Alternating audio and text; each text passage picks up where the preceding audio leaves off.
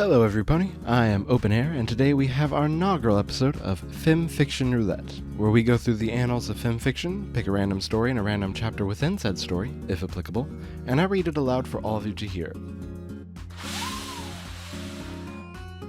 Today we have an intriguing, albeit short story. From the looks of things, this might be similar to the A-Team, or perhaps Suicide Squad. A group of misfits who manage great deeds when working together. Who doesn't love that? Not much else I can gather right off the bat, so let's start with the overview and then dive into our selected chapter. Without further ado, this is Spectre Squad, Ghosts of the Past, by NPP6. The brute, the insubordinate, the slacker, and the thief.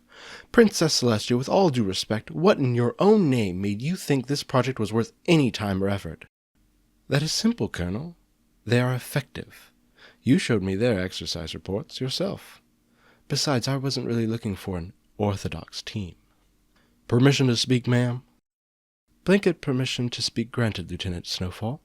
You work the most closely with them. I would consider your input invaluable. Thank you, ma'am. I guess if you really want to understand how truly far they come, you have to go back even further than when you pick them up and put them together. If you have the time, I want to tell you both exactly how and why each of my ponies wound up in the position that let you form Spectre Squad. And now for part 3 of the prologue, The Slacker, Lime Gaze. Cloudsdale, 3 months ago. Lime Gaze was wandering aimlessly. While this was an apt metaphor for his life, he was also literally wandering aimlessly through the streets of Cloudsdale. He didn't really feel like going home right now, not with what he knew was waiting for him. He had just lost job number 27, this one with the weather factory. Same story as all the others. They didn't feel like he was putting enough effort in. He couldn't fault them. It was difficult for him to get excited about something so mundane. And so 2 weeks' pay was in his saddlebags, along with a letter talking about how the factory didn't feel they were meeting his needs. He supposed he'd better start looking for job 28, but honestly, he just didn't want to. The script was tired at this point. He would go home, tell his parents. Dad would roll his eyes and lock himself in his office. Mom would give him the same lecture on responsibility and diligence, and setting a better example for Crescent Moon, citing every last favor she had to call in to help him get this job. He would search for a day or two, then Mom would hand him another job application, already filled out, along with a list of every favor she had called in for this one. He was sick of it. He wouldn't say anything. He had tried on round 4. He really didn't want to see that pained look on his mother's face again. He couldn't go anywhere. He didn't have the bits for an apartment. He was getting a reputation, too. Along with being the only blank-flank adult in Cloudsdale, he couldn't hold down a job longer than 2 months, despite his parents' social status. They weren't even wealthy enough for him to be an irresponsible play cult. His wanderings had taken him into an older part of town, relatively close to the flight school. He remembered the place. Taking a seat on a park bench, he replayed memories of it, the last time he was truly happy in his life. He watched the park's empty playground in the moonlight for a while before a newspaper blew in his face. He peeled it off with some effort, snorting when he noticed that it was the Help Wanted section. He tossed it into the wind, shaking his head. Some pony upstairs had a twisted sense of humor, sending him a... He spun around, trying to get the paper back. Too late. The breeze had carried it away. Darn. I would have just loved to see the look on Mom's face when I told her I got a new job before she even found out I lost the old one. He was about to turn and leave when he noticed that one building still had its lights on, including a spotlight on a poster in the window, as old as the rest of the neighborhood. I want you. It wasn't quite Help Wanted, but it was close enough. Name? Lime Gaze. Age? 21. Date of birth? Parents? Medical history? Address? Emergency contact? My brother, Crescent Moon. Same address. Coat color? Blue-gray.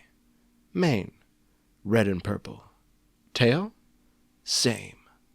Eyes? Dichromatic. Left green, right yellow. Cutie mark? None. Special talent? None. Well, that had some interesting bits. I'm most drawn to the question of what does Lime Gaze bring to the table for Spectre Squad? He has no talents, and this does seem to be a military operation. He's also 21 and has no cutie mark. His only drive is to be a jerk to his mother, who, while maybe is a bit overbearing, has somehow managed to help him get some 20 jobs. I would think he should be a tad more appreciative and understanding that she might not be the most patient with him after, I don't know, job 5? Also, as a side note, I wonder when answering the question, eyes, dichromatic, left green, right yellow, did he mean that he has color blindness and that he has heterochromia? Or did he mistakenly think dichromatic meant different colored eyes?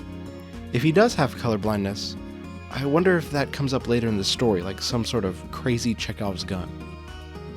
Regardless, I cringe at heterochromia in OCs about as much as I do from red and black alicorns. Though maybe a little bit less since heterochromia is something both humans and horses can have. This was a pretty short chapter, and honestly I am quite interested in who these other members might be. In the art it seems like none of the Spectre squad had any cutie marks, which is a daring choice. Also, I feel a little bit connected to Lime Gaze. I want our poor little hopeless horse to make something of himself and find what makes him special after all these years. My question for you, dear viewer, is what do you think Lime Gaze's special talent is, and how would that talent apply to a special tasks unit? I can't see being lazy as a very useful skill for a military operation, if that is his talent.